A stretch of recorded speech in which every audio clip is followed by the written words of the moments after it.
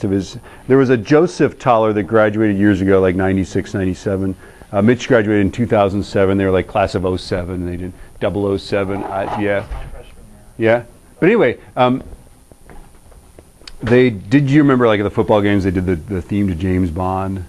Yeah, that's kind of fun, right? Anyway, he was, his brother Joe Thaler does systems where they put lighting in freezer spaces. Now, lighting in freezer spaces has there's this sort of this dilemma, right? You want the freezer space to be well lit because people will buy things out of well lit spaces more than they'll buy it out of dark places. Dark places are scary, right? So freezers, if you look in like Fred Meyer, Winco, all those things, are very brightly lit.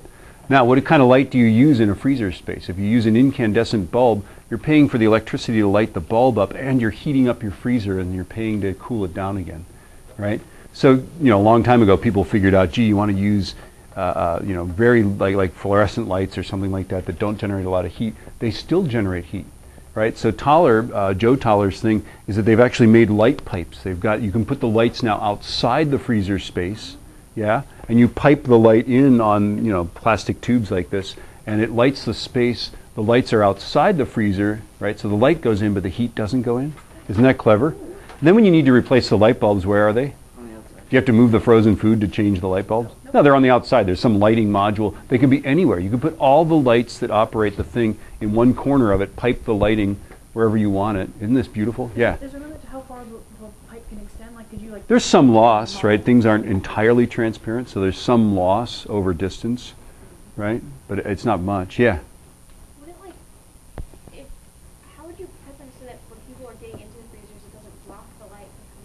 Oh, what they do is they stick them, I don't know if you know, they've got light bars on the little partitions that shine out, right? So they come in there and then they've got these things that purposely diffuse the light into spaces like that. And they're using LED lights now, which are intensely bright, and there we have it.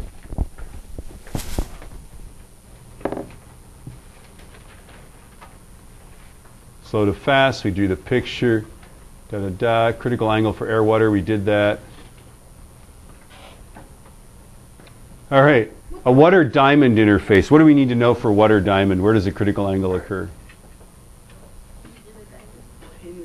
Yeah, it occurs in the diamond. So see if you can figure that out. Figure out the critical angle for a water and diamond. You go swimming with your diamond ring, right?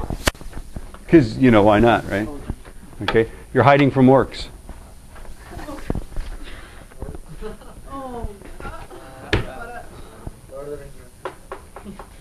Don't do it, though. The ring is going to slip off. It's going to betray you. Yeah, it's also going to reflect light. It's not a diamond ring. Yeah. I've got a ring of power, too.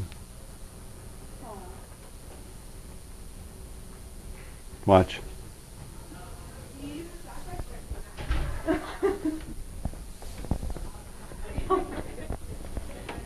Ooh, weird disembodied voice.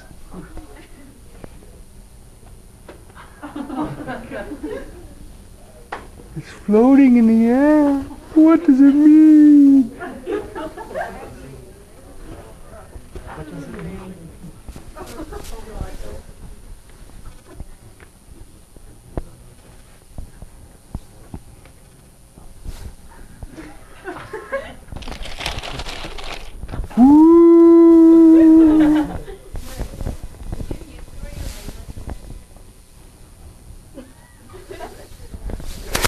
Here I am. Yeah, I did have it on my right hand, but now it's on my left hand again. All it means, my ring is slightly too big, I think, and so in the summer my hands are bigger than when they are in the winter. Is that right? Your hands swell. Yeah. Like highlight. And so I put it, I just decided to put it on there because my right hand finger is bigger than, I don't know. In Germany, the married people wear it on the right hand. So I could just pretend I'm German. Ja, ich komme aus Deutschland. Das ist richtig, Fräulein. Das ist die richtige Antwort. I think that's right. Antworte. Antworten Sie.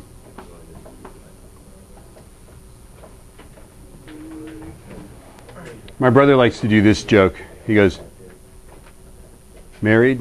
Not married. Married? His wife, he was like doing that, and his wife just goes, smack! Yeah, stick it over there. Here. Oh, we got like a... All right, thank you. Okay, so we got this. Yeah, that's good. The wavelength will lengthen. So the wavelength, okay. So what did you do? You took the springs. Oh, I see. Yes. The period is what you did. Yeah, okay. The period, that's right. That's right.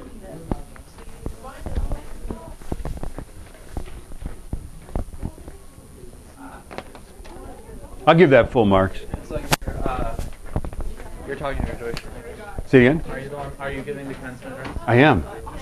I don't get that number. Yeah, so don't say goodbye. I'll see you at graduation. Yeah. Okay, so for this problem, that's right. For this problem, where's the critical angle occur? Where does it occur? In the diamond or the water? In the diamond, because it's slower, right? So this is 2.42. This is 1.33. If you draw this angle, the critical angle, right, the refracted ray is allegedly right along the surface. So this guy is 90 degrees. This is your critical angle, right? So you go 2.42 sine theta critical equals 1.33 sine of 90, right? There's your setup. 2.42 times the sine of the critical angle, right? So it's always going to be the big index of refraction times the sine of the critical angle. This is small times that, right? Yeah? And of course then it's going to be the inverse sine of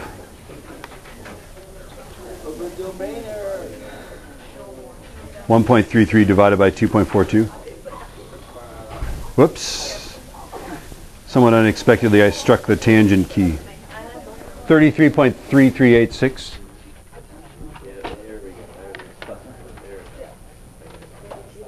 Are we good? How good are we?